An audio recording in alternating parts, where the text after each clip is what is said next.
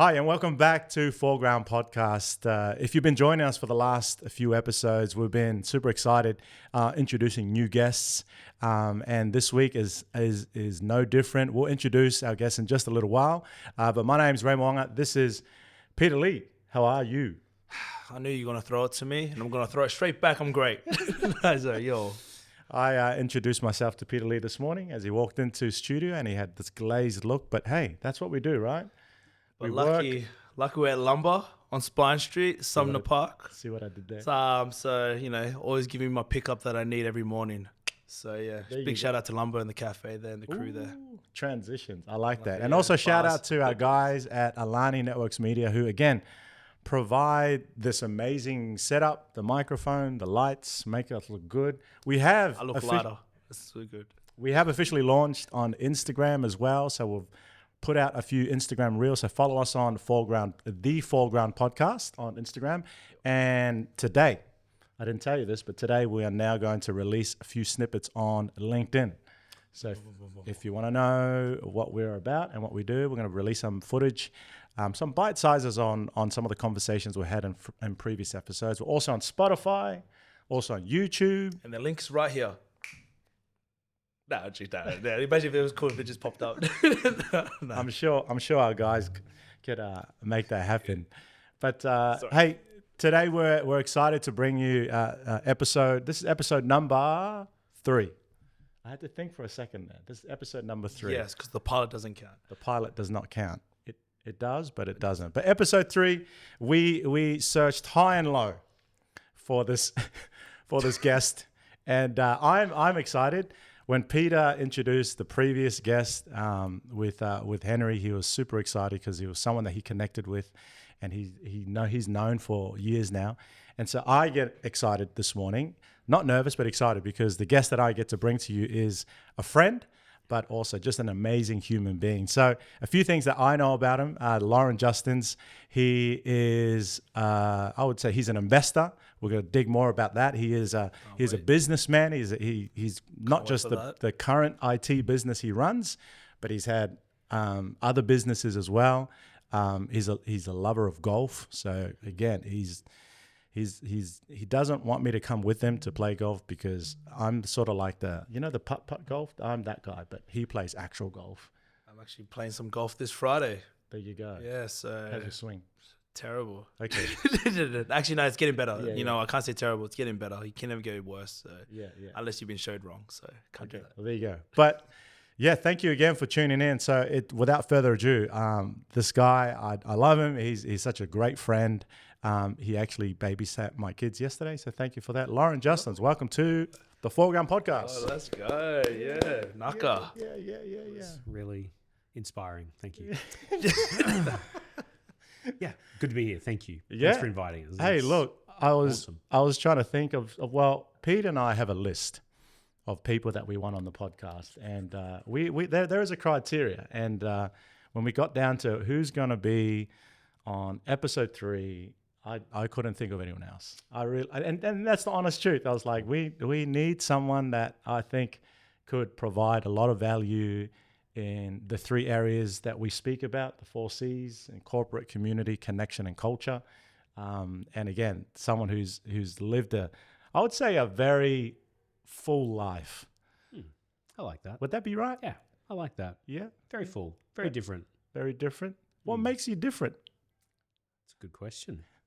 I like a variety of things. Mm-hmm. So I think that's what makes my life interesting for me, is that I get to do lots of different things. As you said, from golf, so I love sports and all of that, to, I do stuff within church spaces, I do stuff within governance, I do stuff within business, and life is really different.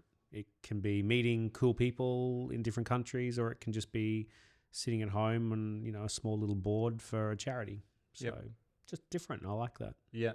Does it keep you on the edge of your seat? Is it something that you're like, I need to be different? Or is it something that you're generally attracted to, that kind of lifestyle? I'm just attracted to it. I hate being still.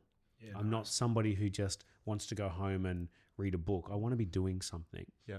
We were talking before, for us, it's not what am I going to fill my day in with? It's what do I have to leave out of today to fit everything else in? Like there's always more things you've got in your day than you can fit. And it's a matter of culling every day when you wake up. What am I not doing today to fit everything else in?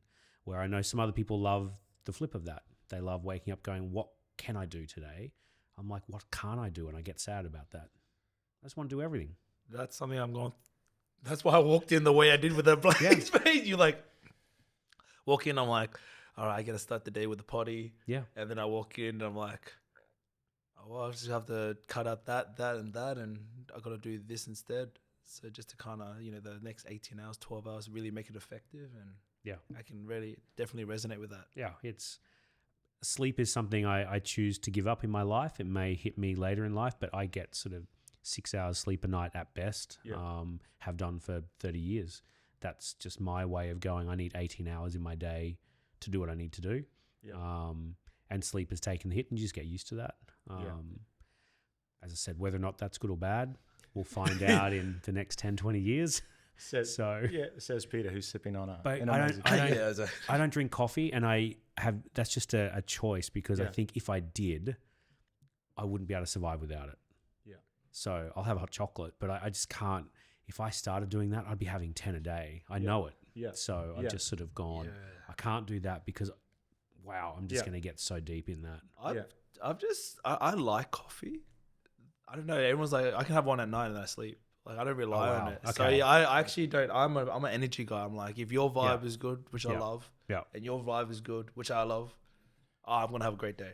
Like that's why when I walked in, I was like, yo, I'm around my people. I'm gonna build. We can take the coffee away from him now. Yeah, that's fine. Take it away. He doesn't need it. Lumbr. It's all good. It's all good. Loz, you said something like, and I think this is true about you because often when I've heard people say, oh, there's not enough time in the day to do things, but you do it because you have a purpose and you're very passionate about what you do. Some people are busy for the sake of busy. Mm-hmm. How do you find that line between like culling? What is there a framework? What's a process of you culling? Like, how do you prioritize things? Because I know like you run a business. Netcom will speak about that very shortly. But again, just life things. You have so many life things. You remind me very much of Peter. But like, how do you decipher what's important, what's not important, and people? So for me, I'm an anomaly. I don't like new people. We've had this conversation many times before. I'm not somebody who you'll walk into a room and you'll just see a warm smile. I warm up to people. My best friend, I first time I ever met him in a room, I completely ignored him and he just thought I was a complete jerk. And, we're now as close as you can be. But for me, it's people. For me, I go into work to see my staff. I don't go in there to work anymore, but I don't want to go too many days without seeing them. I love my staff. I love different people. If you ask me to do something, I just want to spend time with you, so I'll prioritize that. Yeah. So typically, if I'm doing something, it's because the people I'm with, I want to spend time with, or it has to be something extraordinary that I really want to do, and that could be something golf-related or whatever, and go, if somebody... Even if I don't know them, calls me up today and goes, hey, you want to go have a round? Yeah, sure, I'm in. That sounds great. But mostly people would be the reason I would do things. And golf. And golf. Yeah, I love it. Yeah. And if you combine all those things together, which I think you do. Yeah. Like you everything, like I'm just putting it together now, like what I know of you, everything does revolve around relationships. Like, is there ever a moment where you're like, okay, this is only transactional, or do you purely base your working life based around like genuine relationships? Like, no, I think genuine relationships, even within work, we will typically only keep clients that we actually enjoy having. And if we don't enjoy it, it's not because we don't like the person or the client. It's just if that relationship is not great for both of us, both the client and for us when we're looking after them, then what's the point in doing it for both sides of the equation? And because of that, I've never had in my business, which is quite different to a lot of other IT businesses in that space, we've never had contracts for clients where we sign them up for multi-year deals. If it's just our time that they're buying, we're like, we want you to be able to leave whenever you feel this isn't working for you, and the same for us.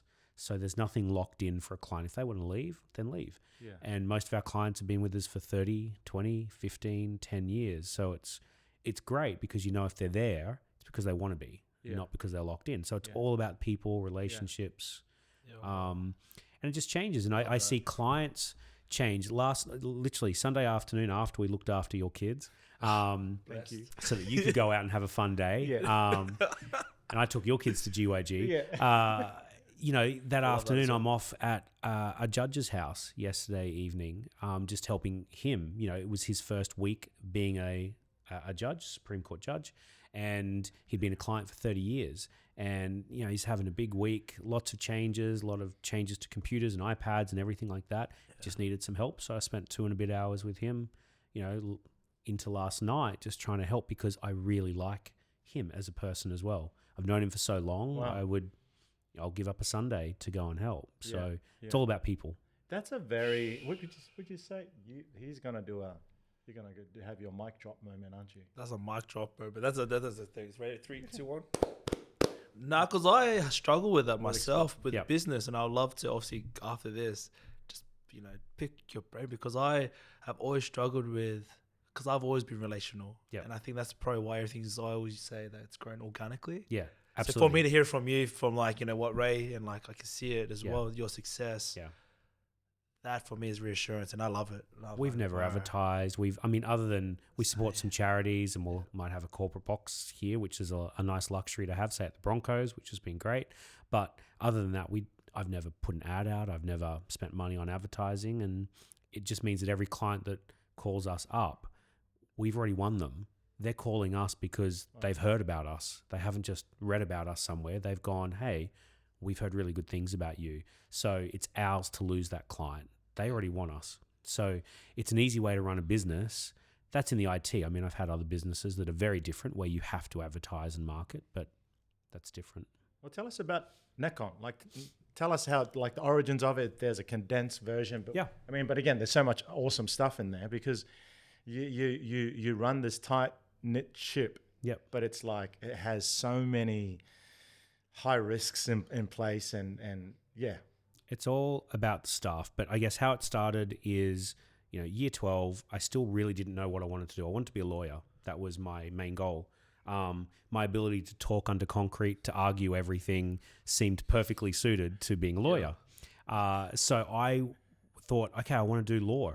And then I probably wasn't going to be good enough to get directly into law because I'd spent way too much time with members of the opposite sex in school. And...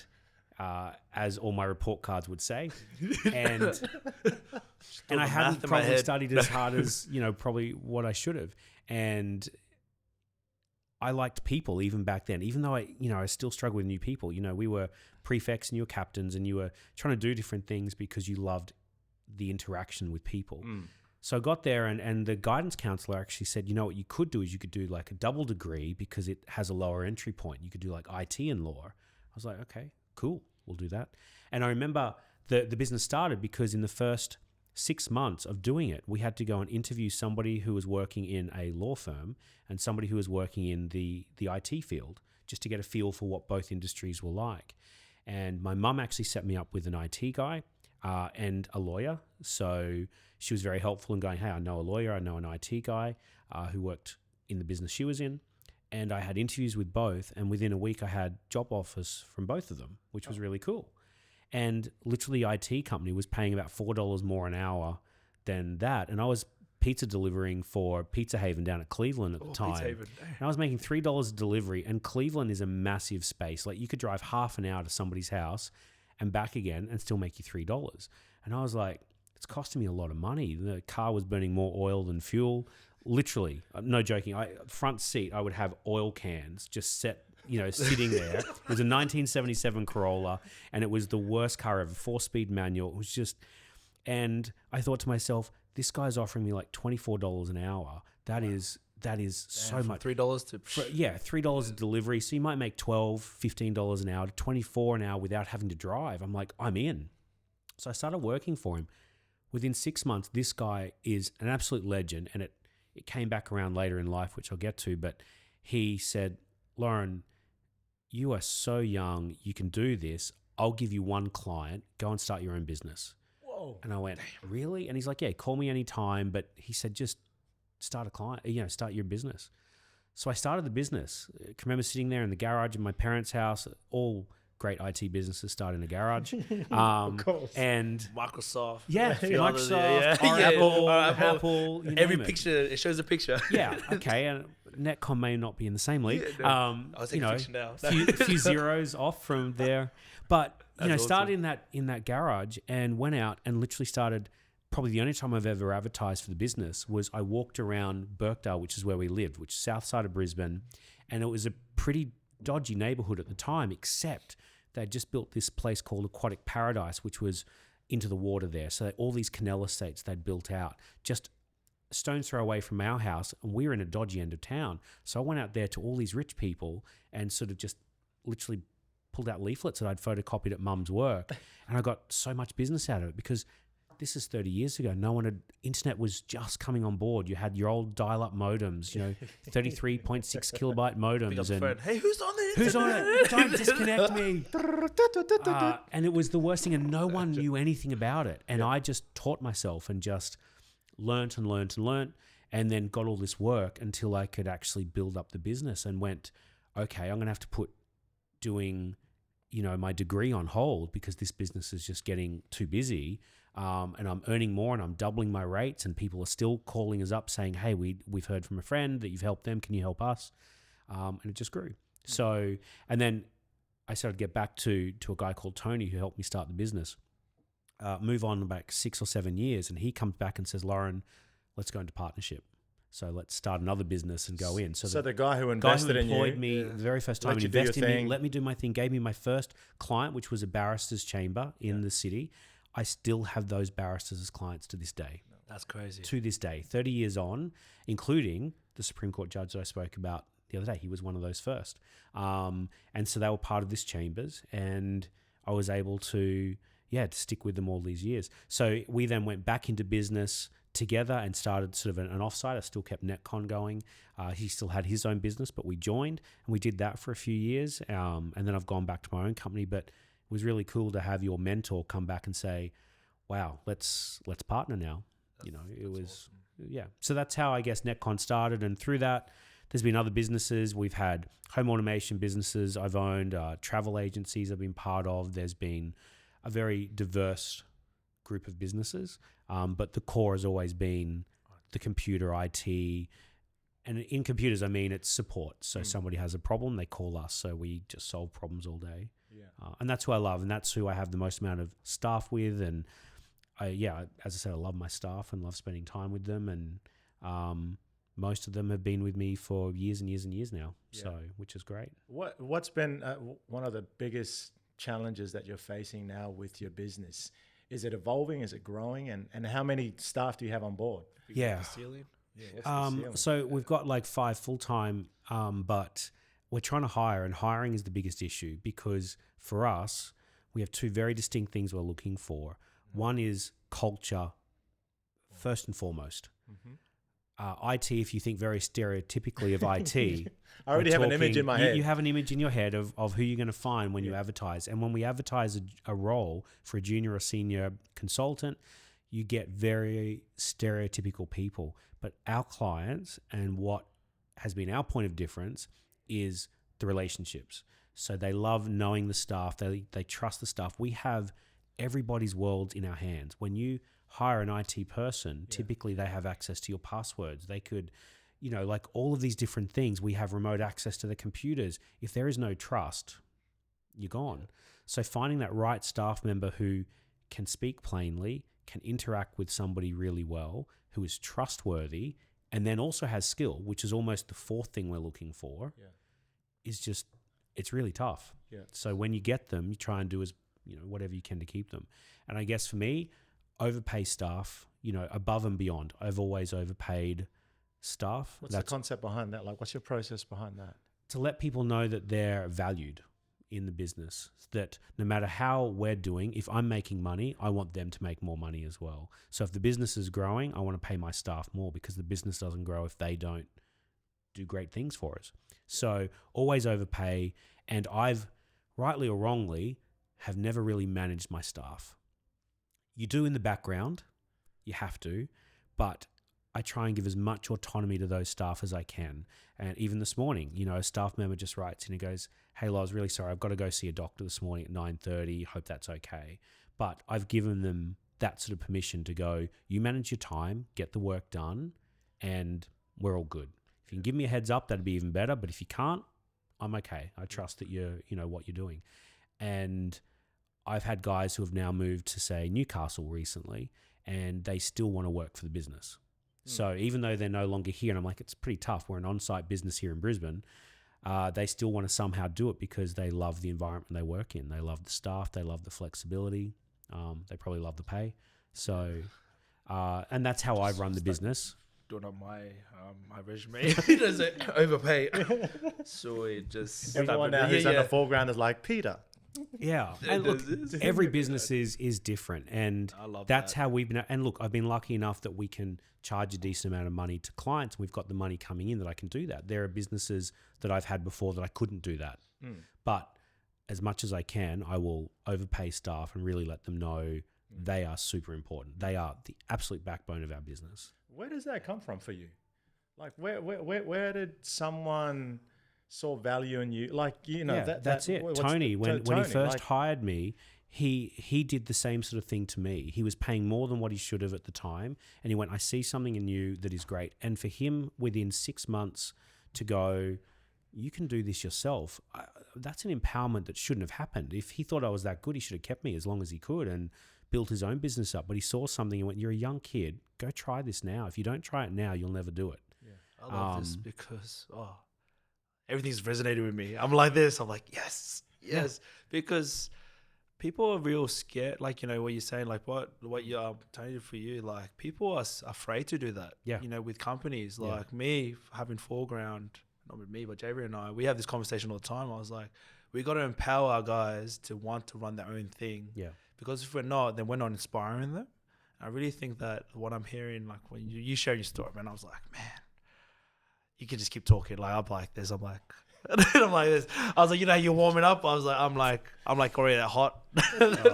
But really, like it's actually so like, like it's assurance there, like reassuring for like, because I'm having these constant conversations in my head. Like when I'm driving by myself, looking at myself in the rearview mirror, I'm like, damn, am I doing this right? Yeah.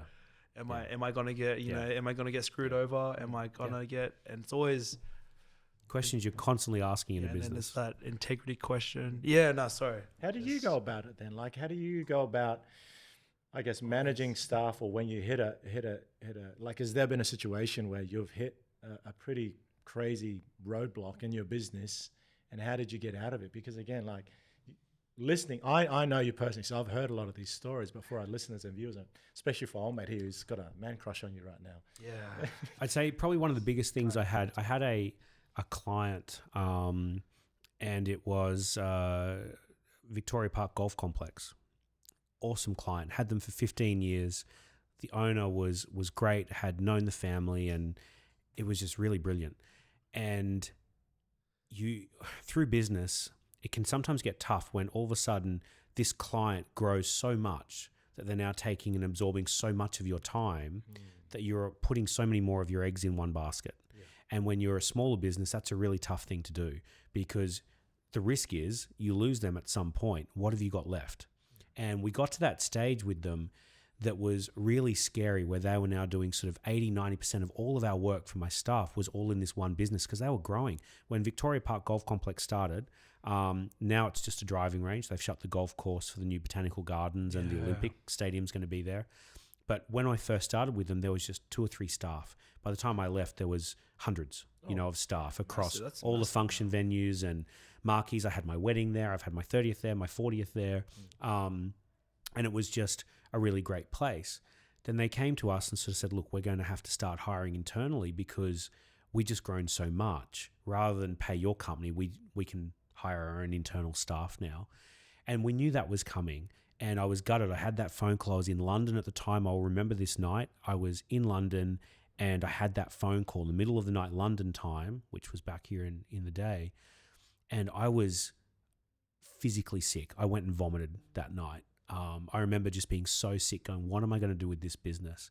And you're angry, and you're like, we've given you so much and all of this. But then in the same hand, you're like, I've taken as much as I've given. Like, this has been a great ride, and I really like the owners. Like, I really genuinely like them, and they're not trying to be horrible. They're just moving on with their business.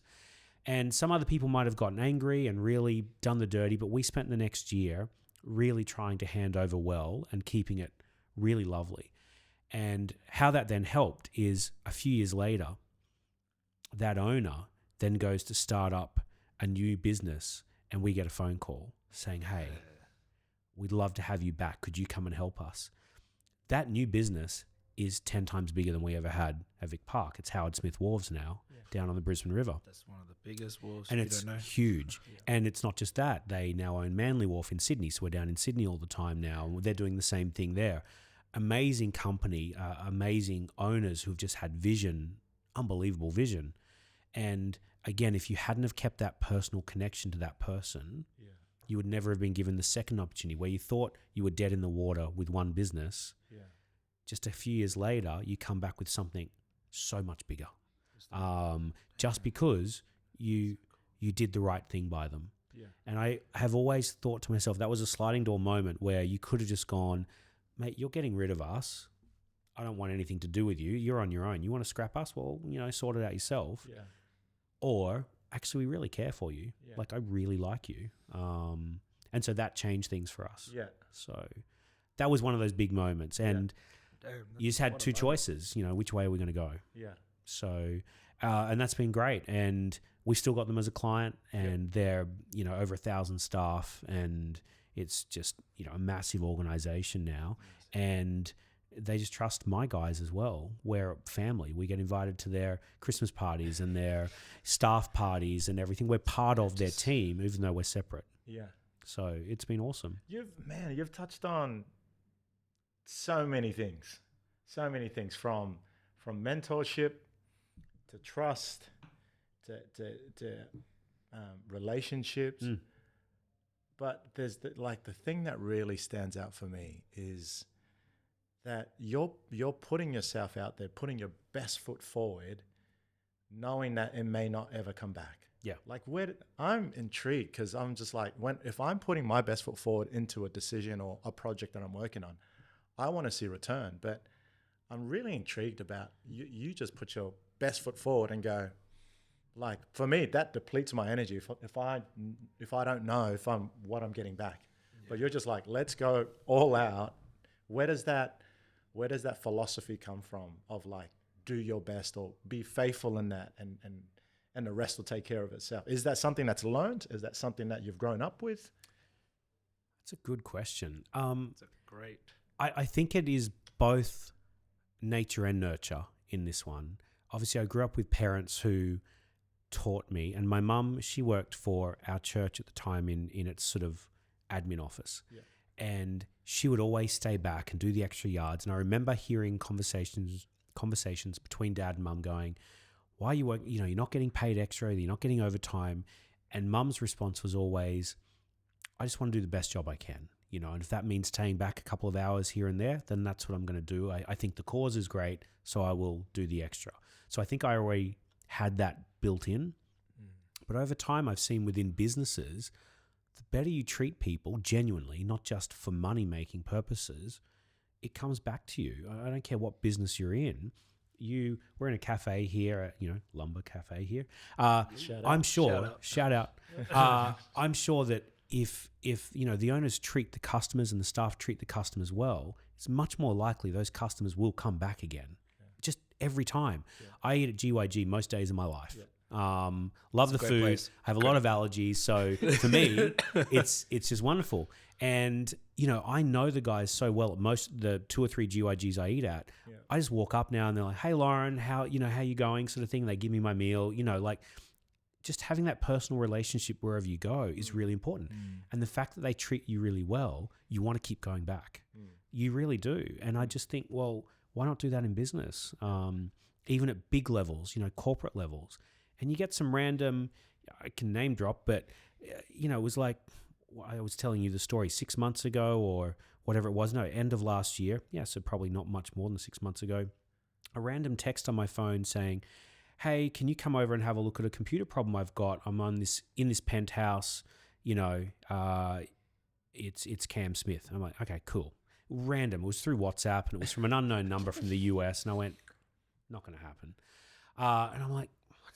So I start Googling and I find out that Cam Smith, the golfer, live golfer, had actually bought this penthouse. And somebody else in that building knew me and had worked with us in the past and was like, hey, if you ever need help, just call Loren. He'll, So all of a sudden I get this phone call and I call the number back and it's Cam Smith. And he's like, can you come over and help me? I've got a problem with my wireless. I'm like, sure, I'll be there in the next hour or so. Are you fanboying right now? Like at this point? Look, he was like this. Nah, I'll check my schedule. He's been a member at our golf club over at Royal Queensland for a long time, but just awesome guy, but very Aussie. The mullet, the everything kind of thing. He's the guy who sculls beer out of the claret jug when he wins the British Open. But surreal moment. I'm sitting there, and we're literally sitting down, cross-legged in his laundry. Talking about his car collection. He's a lover of Porsches and he'd just been buying some. And we're sitting there while I'm fixing his Wi-Fi. I'm looking across going, I'm just sitting here talking to Cam Smith. Why? Because somebody in his building went, hey, I trust this guy. And you build up those relationships and weird things happen. Yeah. Yeah. So, I think that's nature and nurture. Yeah, You've seen it happen too many times in business to go, if I genuinely make a connection with this person, it will be better for business for me. It'll be better for them. It's just better. Yeah, yeah. So we do. So your connection, obviously, love golf. Love golf. Where did do you build a lot of your work around? I know, do you build a lot of work around golf, watching golf, playing golf? Had never really played golf other than an ex-girlfriend of mine. Her grandfather took us to a par 3 course at Bulimba when I was probably 20-ish while I was at university. That was my only experience. Still there. Yeah. My only experience with golf. And then probably nothing until Victoria Park Golf Complex came on as a client. And that was just through another client we had who knew the owner. And she was amazing. And she said, hey, call Loren. He did. We've been with them, almost 30 years now. And I'm like, okay, this is a golf course. Golf is for old people, but I'll give it a try. I was thinking this is like lawn bowls. This is something you'll take up when you're 60 and go, okay, I'll play golf. And we had never done it at school. BAC had never had golf. I didn't know anyone who played golf. It was a rich man sort of sport in a way back then. Yep. And I was like, okay, I'll give it a try. Made that first time you hit a ball well. Not the first few times you scull it or hit it left or right, but the first time you hit it well and you see it go where you want to, you're hooked. You're like, this is awesome. And you will keep coming back. They always say in a round of 18, holes, as long as you hit just one shot near the end, it'll bring you back the next time, every time. Yes, one good shot. But you miss 100 of the really bad ones. You're like, oh, slice that one. Oh, hook that one. Yeah. If you've got 100 other shots, you're probably, not doing that great. But... Can we? I'm just gonna walk out here now. That's why I stick to putt. Yeah, but that's what it is. It's that feeling of just puring one sort of ball, and it just hooked me. And since then, it's taken me to different places. I have had the privilege of rating golf courses in the country now for probably 15 years for Golf Digest. Then I got the opportunity to do it for the US Golf Digest and New Zealand Golf Digest, and it means traveling around and seeing some of the better courses around the world and critiquing them and writing score. And from that, it's led to writing articles in Golf Digest and doing things and again, it's all just relationships. The editor of Golf Digest, or deputy editor at the moment, has become a really great friend and catching up. And he lives in Tassie now, and I'll be down there in a month. And I wrote to him and said, hey, you want to catch up, have a round kind of thing. But it's just all relationships, all of these things. It's just random. It is I'm just in my head, I'm like, you got your business and that. The word that comes to mind and something that we talk about is that trust currency. Or currency is trust. What is that form? Obviously it's you must be doing something. You haven't said it yet, but it might be just showing up. I don't know. Obviously to just show up for Cam Smith, it's not just a drop everything. It's sounds like the ethos is when something happens, we're there. That is. It's when something happens, we're there. So, there we go. What's that? Have you gotten all of this from?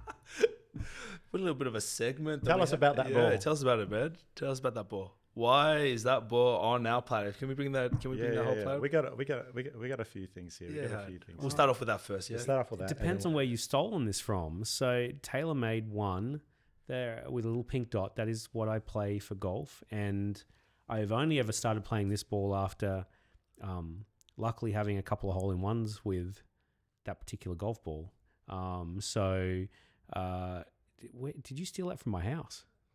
I cannot reveal any secrets. What about this one? This one's fair because you were speaking about Porsches, like I love cars. I'm a car guy. I will admit that, and I think that's in the early days of starting a business. You did it for all the wrong reasons. You didn't do it for people. You didn't do it for the relationships. You did it for money. Like, let's be honest, you're 20 something and it's all about the dollar. You're just trying to get out of that cycle of going, I can't afford to go out. I can't take my girlfriend anywhere. Yeah. It takes me 6 months to take her to a musical because I just can't afford it. Yeah. And so you're trying to break that cycle. My parents, didn't come from money. They were hard workers, and I saw that. And I always said to myself, cars where it was at. And my aunt was pretty cool. She's in the Supercars Hall of Fame as a photographer. So I was like, she's passed away this year, but it was really great to have, Alan Grice and, all these Dick Johnson and other people write to us and say, hey, just want to say I'm really sorry. And these are guys I grew up with, and I always wanted to have cars. Now that's Ferrari. I'm not as much a Ferrari man. I'm a Porsche man, but I love Lego. So it's my hobby time. It's my sort of quiet time. If I just need to chill, I'll go into a room and build Lego. And some of these cars were given to me, like I've had couple of health issues through there. And so while I've been at hospital, people have brought in like little Lego cars for me just to pass the time. So yeah, staff and friends. I'm like, so yeah, these are pretty, I don't know where you got them from. Like how you got these. Don't worry about that. You spoke about a few people that you mentioned, but I got a photo. There's one in particular that I want to share. This one here. Hey, Auntie Glenn. That's who I'm talking about. How'd you get these? So show the viewers. Okay. You got to show the viewers. Show the viewers there. So this is the lady you were mentioning before. So two of my main loves there, Taco Bell, the shirt, and US Taco Bell, not Australian Taco Bell. But I was completely different things. But US Taco Bell, cheap Mexican food, I love it. Yeah, and yeah, so Auntie Glenn. As I said, she helped found my business. She was the one who seeded me that first $1,000 and said, I'll help you photocopy and print off, some things. Never asked for anything back in return. And she was a teacher by trade, but an investor herself with my uncle. And they did very well for themselves over the time. And she was a photographer, first female photographer in supercars, Formula One, you name it. An absolute staple at every sort of motor racing event you could find in the country. And did that for 40, 50 years, I think. It only stopped in the last couple of years as she got a little bit sicker, a little bit older. But she's been my inspiration, yeah, truly. Like, started the business. She's pushed me hard. She's, ridden me when I needed to be ridden. And you need that in your life. You do. You need that person to check you, to go, what are you doing, Loren? Yeah. Like, what are you doing? And she probably pushed me harder than what I should have been pushed at times as well. And you started to get a little bit, but resistant. Yeah, but she was always there, and she was somebody you could always count on. If anything, and I'll give her this. This is probably the biggest thing with her. She was a backstop. So if you think about a business, and you know this in running your own and doing different things, if you have a backstop, you can take risks. If you can take risks in a business and you can go after something and put money in it, knowing that if this fails, you could be dead in the water, but with your backstop, it gives you opportunity that you wouldn't normally have. Yeah. And I have been blessed to do that. The business is not mine. I've had so many people surrounding me, like Tony and Glennis and stuff, who have seeded me clients and told me to go do things and pushed me and said, if you ever fail, I'll back you up, kind of thing. I couldn't have done a business without them. It's just not possible. So yeah, these are the people who are important to me. Yeah. We need a backstop. We don't need a backstop. We need one. You do. And you guys might have it. It could just be somebody coming to you and saying, hey, we'll come and do this for free in our room. Come and do this in our premises, or we'll cover, the setup of mics and stuff like that for you. It's somebody who goes, I believe in this. Yeah. We'll cover you. Yeah. You do this. Yeah. If you fail, it's cost you nothing. Yeah. I mean, you can't get more support than that in life, I think. So, an investment, and this is why I always talk about you, Loz. Like, I'm a big believer, and like I spoke to a group of high school kids, school captains in the Logan district, 14 state high schools, and I got invited to speak to their school captains. And one of the biggest things that I sort of like hark on about is that whilst people are alive, give them their flowers. yeah.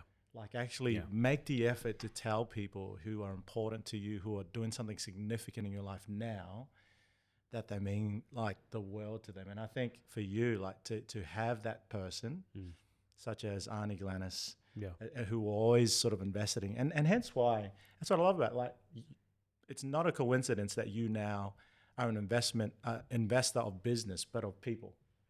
Like, it's very obvious the way you operate. And it's like, do you see that in yourself? Like when you hear the word, No, you don't. I'm an investor, like, do you I classify don't. yourself No. in that sort of category? You look at businesses and you put money into things that you love or think that are useful. And some of those are not in businesses. It can be TV shows, as you know, or things like that where you'll invest money in going, because I think this show is going to have an impact around the world. So it's not, you never think of yourself as investing in people or a business. You just think, I'm doing things because I think it's a good thing to do. Sometimes you do it because it's money. You know, when I first bought Bitcoin, literally at the very beginning, I paid, $20-something for a Bitcoin back in the day, and that was still coming in late at that stage. And Simon and I, my best friend, he used to work in the business with me, still remember those times where we would, I've used Bitcoin to do stupid things, buy the pizza, and like all the IT guys were doing at the time, and you go, that's now a $200,000 pizza.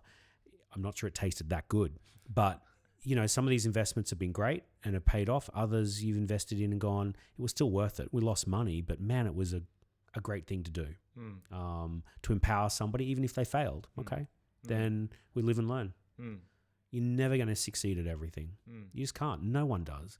You're Bill Gates, you're Steve Jobs, you're Larry Ellison's, whoever it might be. No one has succeeded at everything they've touched.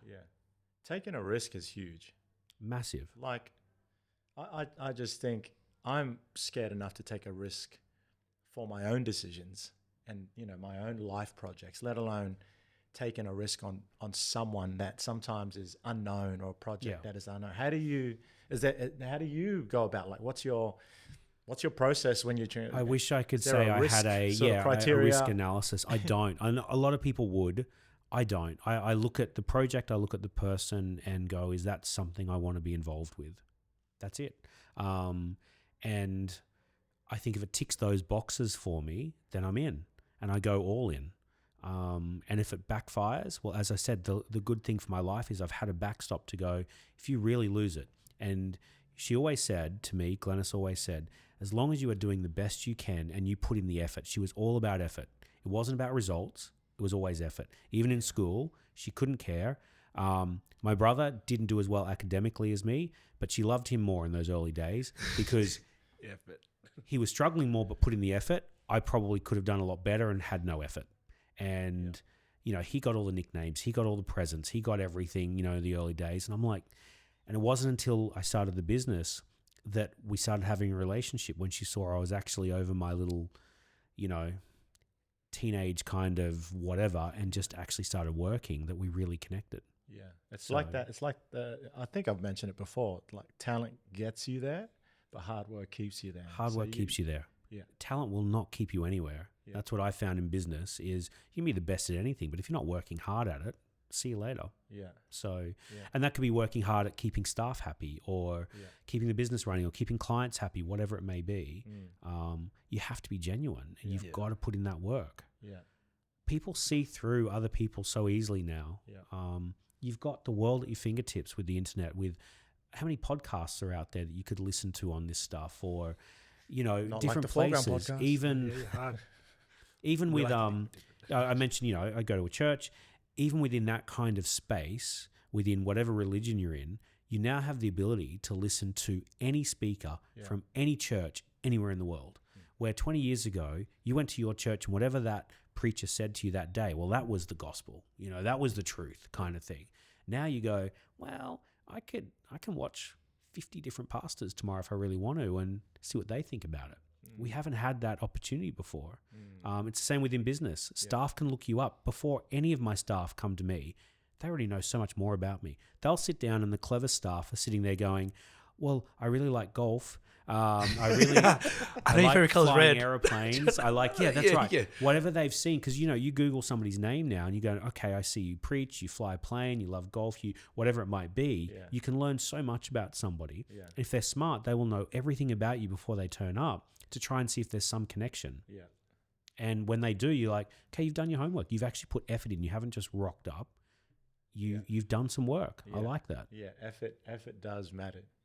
Effort matters. Like in your industry, especially when you're working with, sport. Sport. Like, how do you differentiate between like a really talented athlete? How do you then trying to get the best out of a really talented athlete puts minimal effort and then... Yeah, I feel like I've got a thing, I say to them all the time, meet me in the gym at 5 a.m., 4 a.m. I give them a time, depending on how old they are. If I know they're a kid and they got parents, 5 a.m. Because then I know that they want it. The kid wants it. Parents, he has a support network behind him. It's like these little things, like even the guys that are older, like, all right, meet me in the gym 4 a.m. Yep. As if I can I'm in the gym at 4 a.m. and you want to go over college or go get a contract in Japan or France. I'm like, if I want it that bad for you, I want you to know, I want you to make me know that you want it more than me. Yeah. Because if I'm waking up at 4 a.m. in the gym for you, you got to do that. You got to do the same. Yeah. I think that's really big. And that's a really good example. I think setting times for people, seeing how motivated they are to be there. I'm always a big believer in, it can't always happen, but I love being on time somewhere. I think that's really important in business and in life. You rock up. If you say you're going to be there at 9 o'clock, you be there at 9 o'clock. And if you can't, then you give them as much warning as you can, where I think I've seen a lot of younger staff come through who are just like, well, it's close enough. It's 10 past 9. I'm like, no, you said 9 o'clock, say 10 past 9 next time if you want 10 past 9. I hate wasting other people's time. That's a really big one for me, clients as well. And I guess the flip side is you sometimes sit there and you're sitting in a doctor's surgery going, why am I waiting? If I was 10 minutes late to this, they would have said, sorry, we've moved on. We moved on to the next. And yet I can be sitting there for an hour, and I don't with my doctor because he's a wonderful man and a friend. Yes. We know very well. Yeah. You know who it is. I have that doctor as well. Yeah. But, like little things like that can really get under your skin. And again, that's, for me, everything like that comes back to a relationship. If you respect the person, you will do everything you can to keep your word, to be on time, to respect and treat them well, speak about them well, behind their backs, in front of them. And if you don't, you don't respect them. Yeah. I think it's basic courtesy. Yeah. Common courtesy and common sense. Yeah. The two things that I live by. And you do that in business, you will succeed. Look, you do need luck. I can't sit here and say anyone who started a business, you have to have some form of luck, coincidence, fate, whatever you may believe in. It could be a religious intervention, but there is something bigger than you. You can't just make it work. No. And if I started in this business now, I would not have a business. I couldn't just go out there now as a 20-year-old kid from uni and go, I'll just start a computer business and expect to make it big. It would be so much tougher. So I'm fully aware I came in at the right time and got lucky. We just started with the internet and stuff. So perfect timing. Yeah. The kids coming out now would have to go, what's the next big thing? AI, what is it going to be? And get involved in that. Yeah. If you're trying to get into something that's already been existing for 30 years, you're going against businesses who've been doing it for decades. Yeah. What's your point of difference? Yeah. Get into something that's fresh and new. Yeah. If you were, I have had this thought. Were you going to ask something? I was going to ask what this, but yeah. You go. Well, let's go. I'll go with the question because I think it can segue into the photo. Boom, boom. If you were to go back in time and meet your high school self, knowing where you are right now, like what would you tell your high school self in terms of like life? Like if you can only offer a few sentences of, without disrupting the algorithm of life, like, go back and go. Just show, like throw a sign, like the sign guy. Just, this is your high school self, It sounds weird. I probably wouldn't want to tell them much. That I've always been a big believer that where I'm at now is a combination of every single thing that has happened to me, good, bad, and ugly. Yeah. has led me to this point. If it had all just been good, then maybe I would have, diverged my path and done something different because I thought I was just King Kong. I think with every setback, you realize you're human and you have to work harder. So I wouldn't want to tell them much. I mean, I'd love to tell them, buy a lot more Bitcoin at $20 a Bitcoin. Not spend on pizza. Yeah, don't buy pizza. Keep that and buy a Porsche instead, 20 years later. But other than that, I mean, you'd love to tell them the future for things like that. But again, when you look at why, it's only to make my life easier. You think about all the things you would go back and tell yourself. For most people, when I've had that question or I've heard that question asked, it's been the back to the future thing of finding that sports almanac and going, how can I make more money? Why do I want to make more money? I just want to have an easier life. I'm not a big believer in easier lives, and that's what, my parents and my aunt instilled in me. It's not about ease, it's about work. Work hard, something will happen for you. And enjoyment. I think that's the big one, enjoying You've got to enjoy it. Yeah. You've got to enjoy it. I don't like computers. I'll be honest. Like I never chose computers because I thought, I love computers. No, I would have been a pilot. I would have been a lawyer. I would have been anything else that I really loved, but I fell into it. But once I got into that groove, I went, I love running a business. And so it doesn't really matter what the business is. I just love running a business. Why do I love it? I love people. I love staff. I love doing the accounts in the back end. I like talking to the accountant. I just like it. I like governance. I like rules. I like laws. I like policies. So that was my mentor. My mentor pretty much pulled me aside, and he's like, "Peter, you've got the gift for the gab. I need to teach you framework and processes." Yep. And that was 2.5 years ago. Yep. And then my journey, like if anyone asks, my journey the past 2.5 years have just gone. Like I've always been good at talking, and don't get me wrong, I've always been hardworking, but I was working way too hard and not smarter. Yep. And massive shout out to Troy Knox. My man, if you know him, and he just works up the road actually, like up the road. And he's a entrepreneur. He's massive in governance and policy. But that was one of the things that he taught me was enjoy that. Once you start enjoying framework, and then I started learning framework and structures and processes and systems, and I'm like, I like this. It's great. And once you do, things seem to fit into place a little easier. Once you've got some structure, I'm a big believer that we all as humans like a little bit of framework in our lives. I see the most amount of people not happy when they have nothing in their life. You can have all the money in the world, and I've got some very rich clients. They tend to get more unhappy the richer they get. I know that sounds really stupid. It goes against everything we all believe in. But the more money they have and the less work they have to do, and they're just sitting around going, what am I doing with my life?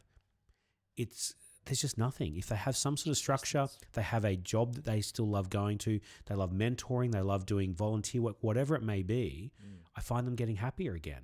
And that's something you've really got to do. I mean, some of us might be lucky enough to be able to retire now. What would I do? Like if I retired, in my late 40s. The question that, we had what would I do? Like a friend's getaway one time with Lars, and we sat around the table, very similar to this, and we said, if you could do anything for like right now, that if you had oodles of money or whatever, like something you could do for free, like what would you do? And I think it's a really important question. It's something I would even ask staff. If you were just given $10 million tomorrow, what would you do? And almost all of them would say, I'd quit. Well, scrap you. Scrap like you. You're dead to me. You're fired. That was a trick question. Your appraisal's tomorrow. It's gone. Trick question. Look at your HR.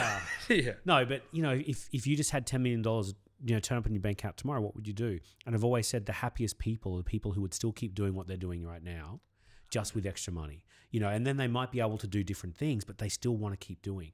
There are other people who would go, I just want to stop. And then you go, that doesn't make them an unhappy person. It just means whatever they're doing is probably not right for them. Yeah. If they really want to get out just because they've got money, then find a different career. Find something else to put your time into. Find a different community group or volunteer group to work with. Find that love. And find that love. Yeah. And it doesn't mean, as I said, I don't love computers, but I do love the business. So you love the relationship. I love people. I need to be around people. I need people, just not new people. Damn, man, I feel like I'm in this criteria of this new people. I'm trying to break out of this. That's just why I'm looking at Ray and not you. So, and it just takes time. And once you get in there, I will die for you. If you're a friend. Yeah. But it takes a while to break for me. but I love people. It just, and so I wouldn't want to give up what I'm doing. I you might have money and it doesn't change anything. Just want to keep doing what I do. We got asked the same thing in like last year, same thing, and it was around a table like this as well. And Jen, massive shout out! I'll shout out again, Jenny.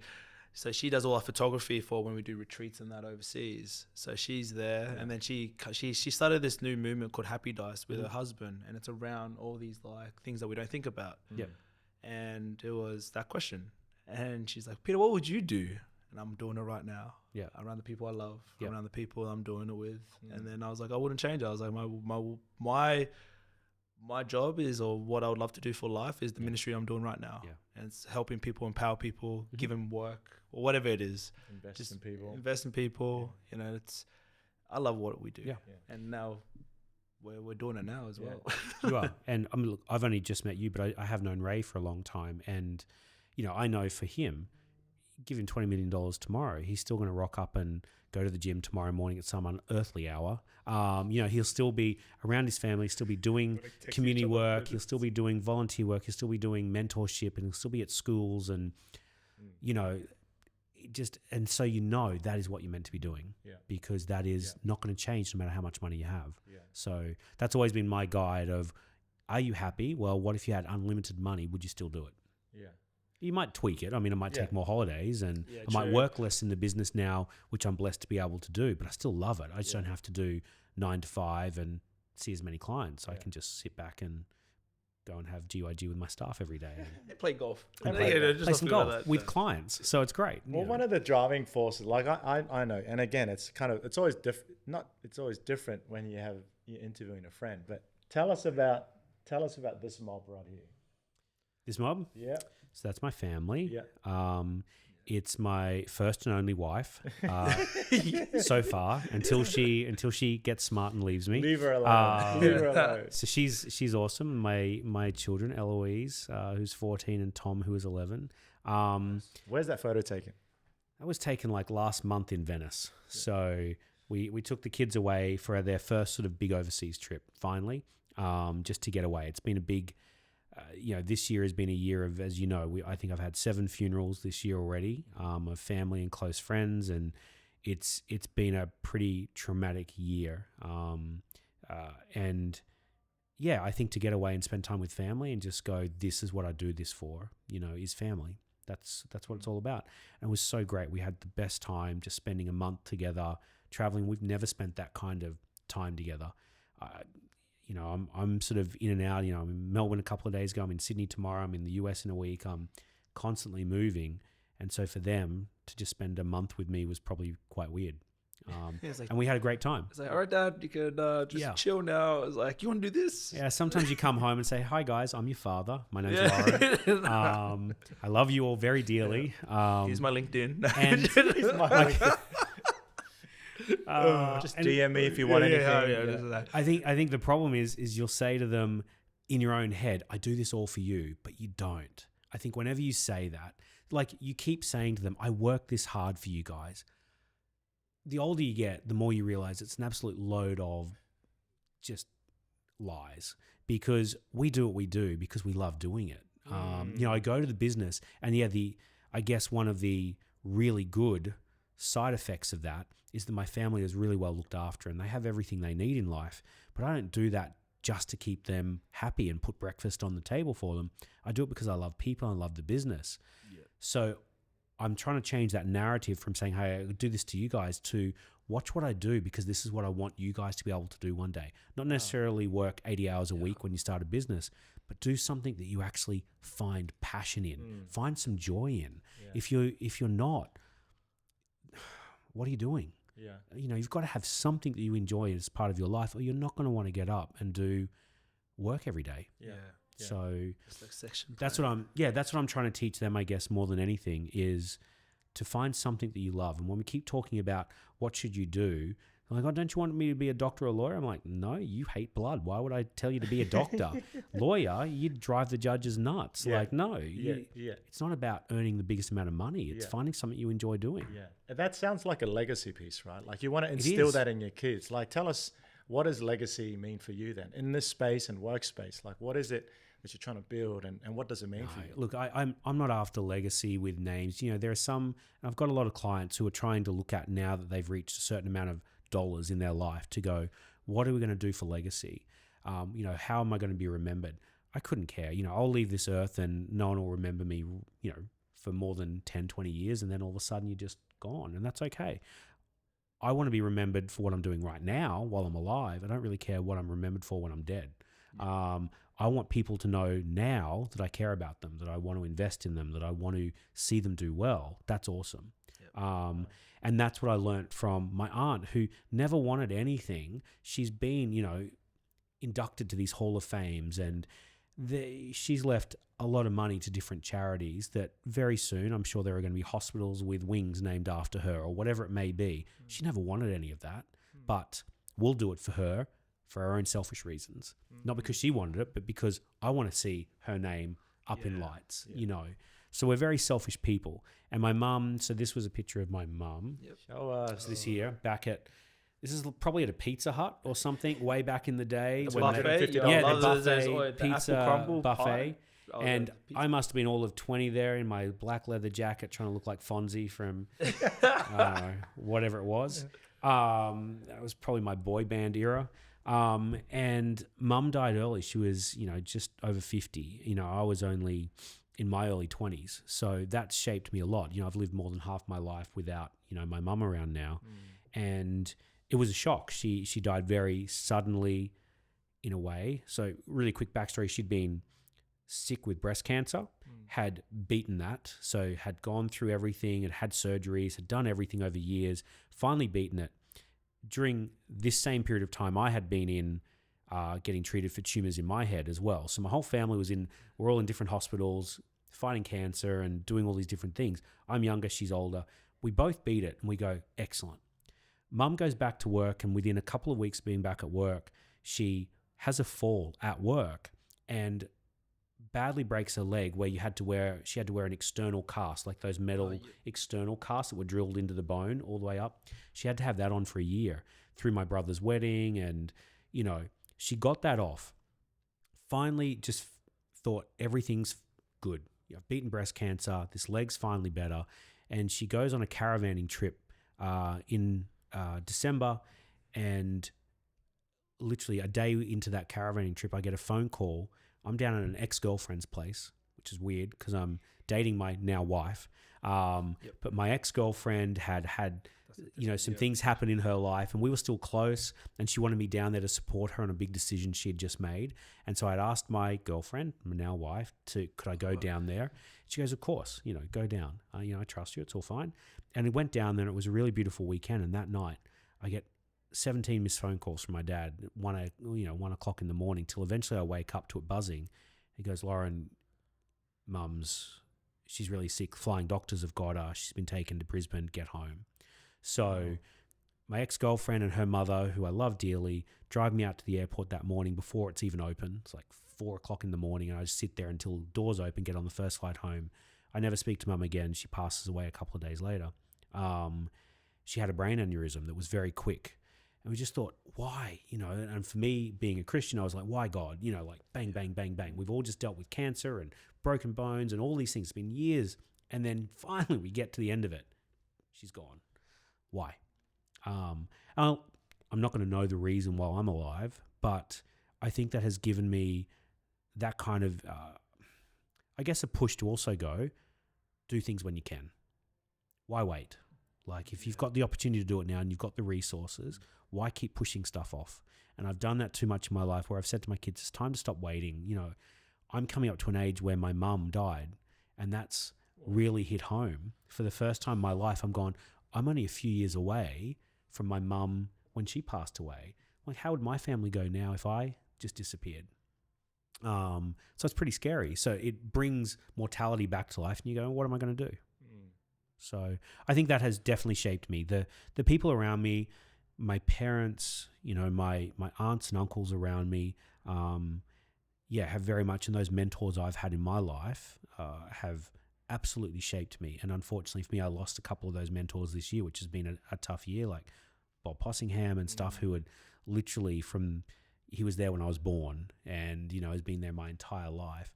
And it's really sad to see those people go, but it's part of life. Yeah, your family upbringing, like you said, it shapes you, and it shapes all of us, right? And how is the way that you have grown up different to that of the way that you bring your kids up? Because you mentioned because again, like you just mentioned, fragments of like do it now, and like what is that thought process for you, and how you bring your kids up? I struggle with kids probably more than anything, not because I don't love them, but parenting them in this day and age is extremely different, as we all know.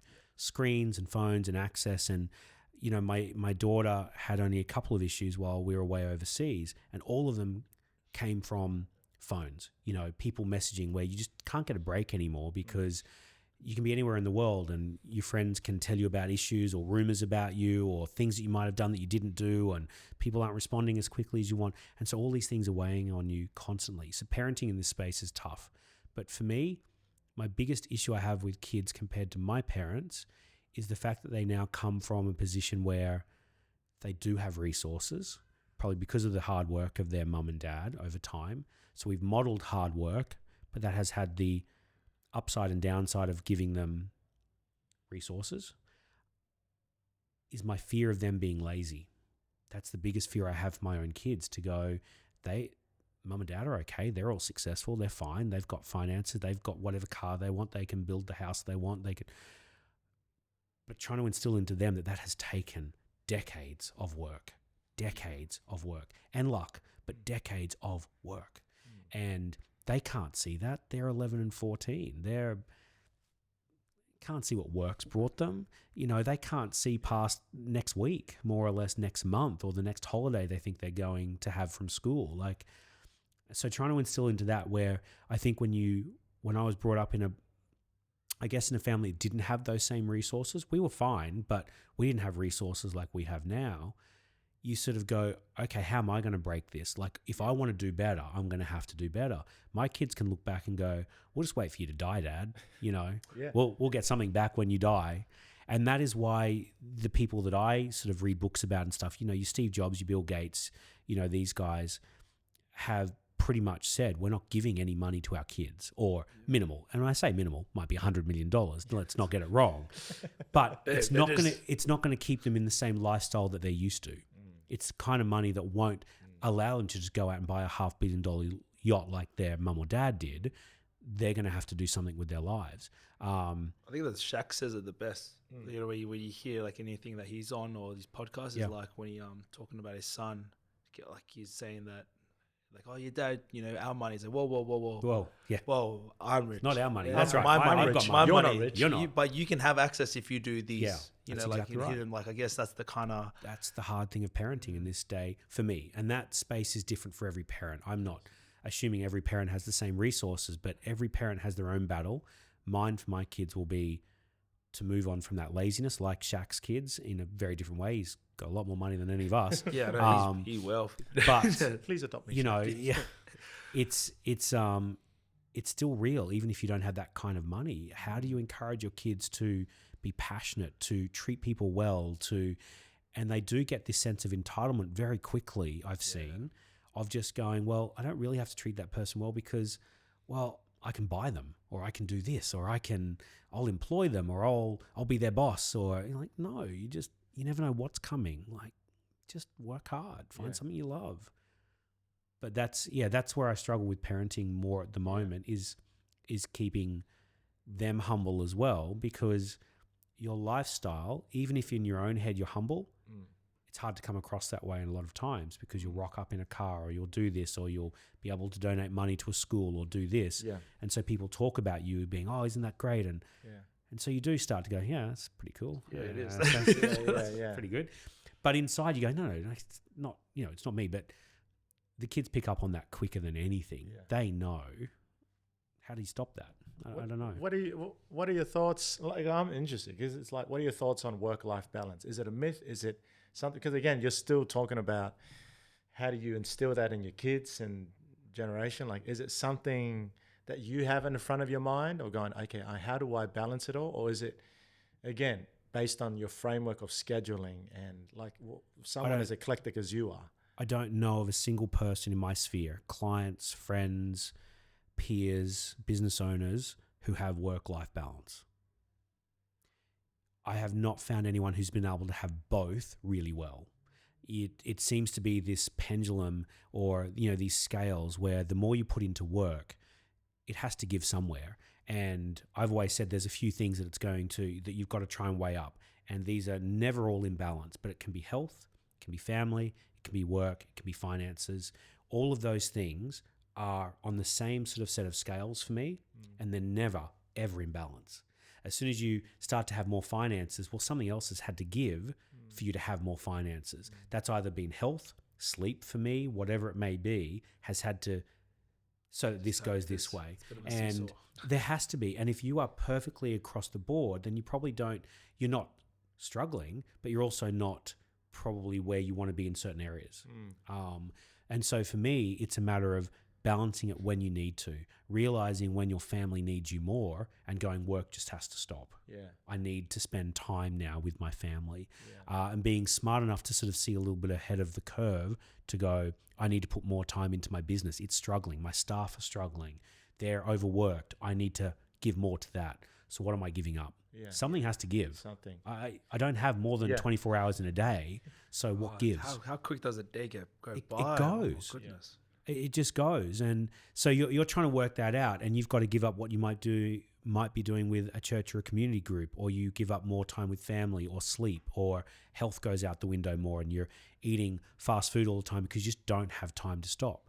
Well, at some point your body will tell you need to stop, so you then prioritize that. Well, work can't keep going just as well when you're not in the business. And I'm in hospital, getting treated for something for 4 weeks, which has happened. And you can't expect work to go as well when you're taking 4 weeks off to recover in hospital.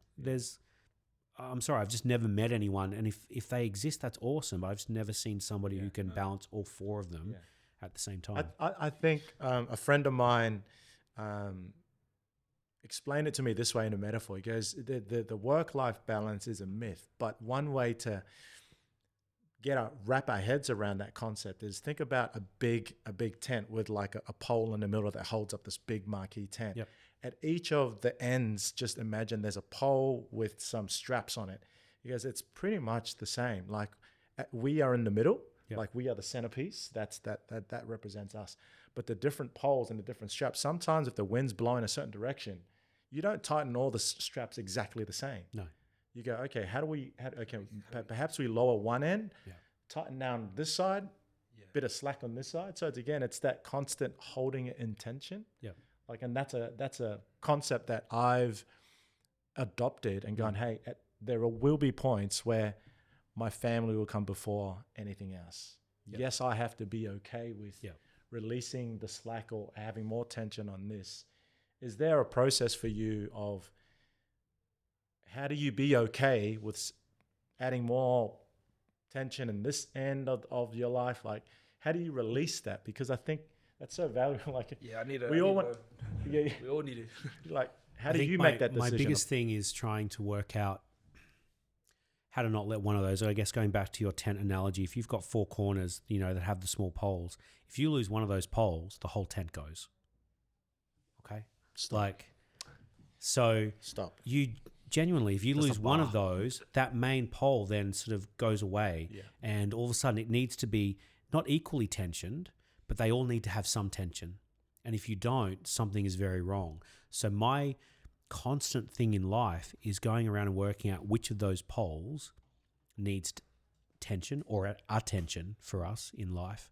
I don't get it right all the time, and for us in personal spaces and within church land, there were some crises that came up over the last few years that required so much attention that I literally stopped working, to try and go, this part of my life, this community in my life needs my time more than anything else. So, and can I just, intercept that comment, because the church space it's a voluntary role. It's not a paid role. No, so no money. So when you're speaking about, unless and I I can steal understand something, there is no money. Yeah, there's like so you're Still saying blessings.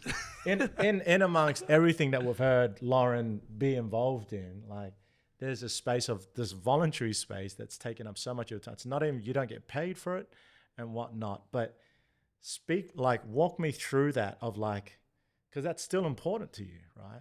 Because any other person I would know, like, oh, I'm done. I don't have to do this. Why is that important to you?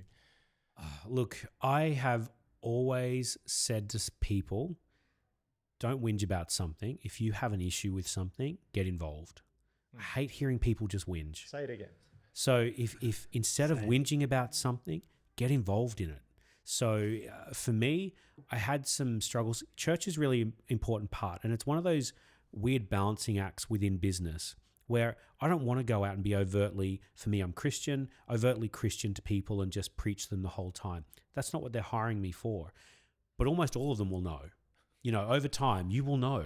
It's like those things where you go, you see an Instagram meme where it says, I may not tell you that I've won the lotto, but there will be signs, and you're driving All of a this sudden you're driving Ferrari kind of this thing. Ferrari, you drive That's this right. one. I'm not going to tell you I won the lotto, but there will be signs. And I'm very much the same.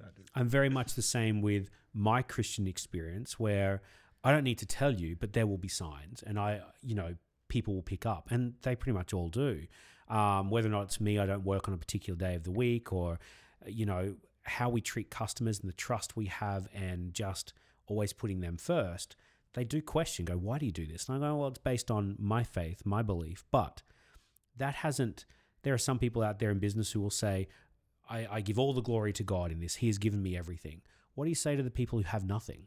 What, did God take it all away from them? Oof. I'm like, no. Like, I've got friends who have had businesses go bankrupt. I've had so they're not as good a Christian as what I am, and that's why I'm succeeding? I'm like, that's hogwash. I think this is a world where, God would love to step in, but in my life, hasn't. I've had mum die. I've had, all these different things, and go, okay, God is there. I know He's there with me for me. But is He making every decision for me, in my business? No. Genuinely, I don't think He is. I think He is there and ready if I need to ask Him something. But He may say, I can't give you that answer at the moment, but I gave you a brain, Loren. Go and use it. I gave you a brain. Yeah. Stop just whinging to me and go and actually use it. Yeah. So that's been my philosophy with my Christian experience. But church for me is such a huge part. It's my community. It's my friendship group. And it's the one place, and this is my big thing, if I leave anything with you today, when you're in business, all of my clients tend to hang around people of their own ilk, as you would call it. So I've got a really close friend who owns a lot of pubs, which is really weird. I don't drink. So we're really close friends, and his family has owned these pubs for 100 years around Brisbane. I could name them and you would know every single one of them. They're the most, popular pubs going around. He's part of this family group. And I'll talk to him, and all of his friends are of similar, I guess, wealth, status, because you're all picking up your kids at Grammar or BBC or whatever else, and you're all driving the same sort of cars, and you go in the same parties, and you all live in the same houses. Makes life easy because you don't stand out. For us, it's a really interesting mix. I go to a church down in Logan, and I love it. It's my home church and community. But you're going into a socio-economic group of people at church who are not there because they're all the same financially or successfully or whatever else. They're there for a common reason of a love of God. And all of a sudden you can rock up and your car is worth 50 times more than theirs, or this person doesn't even have a car. How you manage all of that is a thing that drives me to sort of keep thinking about all this kind of stuff. How do you... and I love that community where you're not there because you're all just rich or you're all successful business people. You're there because you love each other. Yeah. Like, I have friends who are rich and poor and successful and maybe not as financially successful, but you love each other because of the people. And I love church for that. I put a lot of time into church. I've been a leader down in that church for a while now, and it's taken up a lot of time. And it's taken away from my business. My staff all know about it, and they know it's important to me, and they do what they can for it. And that means I sit on a lot of church boards here in Brisbane, in Melbourne, and it takes a lot of time. But I've always said there were things I didn't like about the church. Stop whinging about it. get involved and get into admin, get into governance, get into making the changes. Yeah. So anyway, that's my philosophy. Just shut up and get involved. So got to do it, just action. if you don't like podcasts going around, start your own, kind of thing. Like, but we do like a lot of podcasts as well. We just thought there was a gap. I'm sure you do. There's a gap, and you get in and do it. Stop saying, I can't do this or I can't do that. Just find a way to get it done. Yeah. Find somebody who can help you. Yeah. So what's I reckon that's a cool way to close.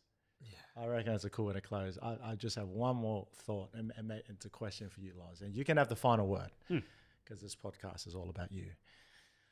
Oh, yeah. Weird. Yeah. I just been... What is a final word that you want people to know about you, who you are, what you do? Like, what's your final word? Like, there's been so many amazing gems. But what is bars on bars. I think if I could ever go back and change the perception of me, would probably be the only thing. You asked before, if you could talk to your high school self, what would you do? And I would somehow like my high school self to come across less arrogantly, if that's a way to describe it. And I think when you are involved in so many different things and unique things, and you do get to hang with some pretty cool people in my industry. And, the fact that you sometimes fly at the pointy end of planes means you get to sit. I've sat beside Kiefer Sutherland and Steve Irwin and stuff on flights for 15 hours at a time and just gotten to pick their brains. Keith Sutherland was on his way to prison when I sat beside him on a flight from New York to LA. And he was done for DUI and he was going to visit his daughter over in New York who was doing music over there. And he was doing one last stop before he had to go back to prison for 6 months to do his DUI. That was one of the most interesting conversations I've ever had in my life, most random. But when you come home and you start saying to somebody, look, I was sitting beside Keith Sutherland yesterday, and this was at the peak of his 24, the TV series 24. It was mid, and he was asking me, is it big in Australia? I'm like, dude, it's huge. It's massive over here as well. He's like, that's so cool. Quite short, by the way. Truly, like really quite short. But, to meet him and talk with him, you come home, you start telling people, it just comes across the wrong way. You don't want it to, but how do you say to somebody, I'm doing this, or, the reason I'm growing the beard, I'm going to the US next month to film a TV series. What's the TV series? And The Chosen. Yes. And early investor before it ever even started, and have just put a lot of time and effort into this show. I love it so much. And, we've now got billions of views around the world, like billions, of this one TV series. It's been picked up by Amazon Prime. It's number 1 in the US. It's been going great. And I'll get to go over there and be a little background extra. Season 1, you see my head for like 3 seconds and I filmed for days. That was so worth it. Nice. But it's just, you just want to be involved in it, and you get to see all these cool people. But, you get to go and chat to people who are now bigger movie stars and stuff. And you're going, this is awesome. But when you come home and you want to tell people, it's just normal for me because it's just normal life. I'm just doing it. Yeah. It comes across differently. Yeah. So you ask what I'd love to change about how you're seen or anything like that. I guess you would love to have gone back and just said, don't be so arrogant, because I am, still are. But come across in a different way, because it's not who you are. It's just what you do. So they're two very different things. It doesn't affect how I see anyone else in the world. It's just, I have a pretty cool life, and apologizing for it's not, there's no point in doing that either. Yeah.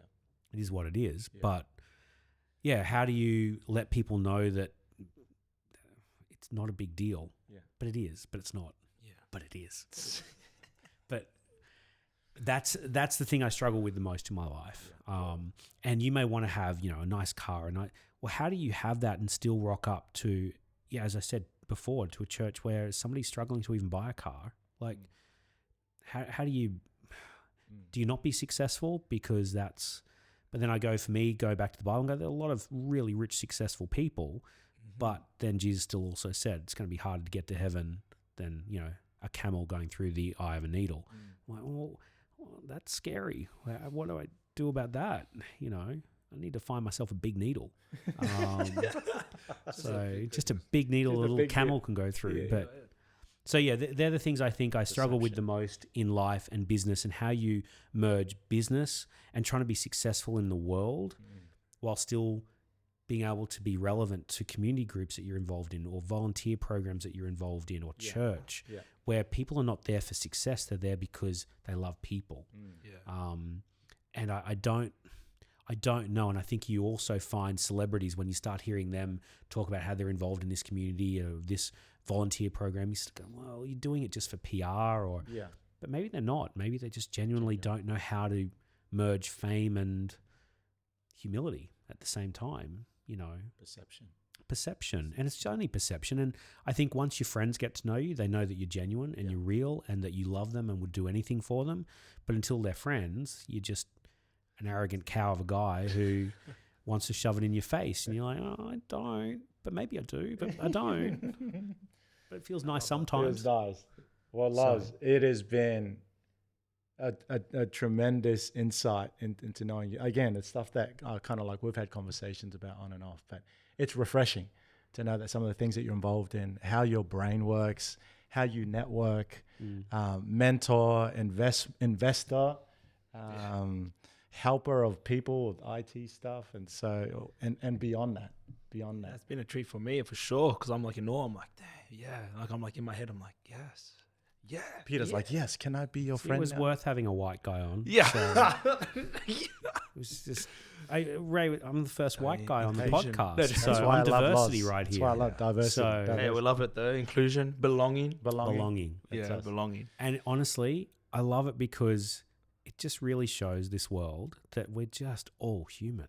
Like, we're just here to do the best job, no matter where we come from, where we're going, what color our skin is, who our parents were, how much money we have in a bank account. We're just trying to do the best we can. Yeah. How do we work together to make that, make that happen? Yeah. So good. Well, Loz, we do something on the podcast where culturally, to wrap things up, or we acknowledge a point, we do these three claps, the 3 small. So you got to cup your hands. Okay. So we're going to practice. So now we're going to finish the episode. What do you want? You want to say anything before we finish it? Nah, it's been awesome. Like, honestly, I got so many other questions, but we'll probably take off air. But like, I just love it. Like, and one of the awesome things, like, you hear the word like entitlement and all that. Like, they're words that we've things that we've spoken about and things that have come up in our workshops. So it's like, that's the gap. We are onto something. And I think one thing is that I can tell the genuine love you have for each other. Yeah.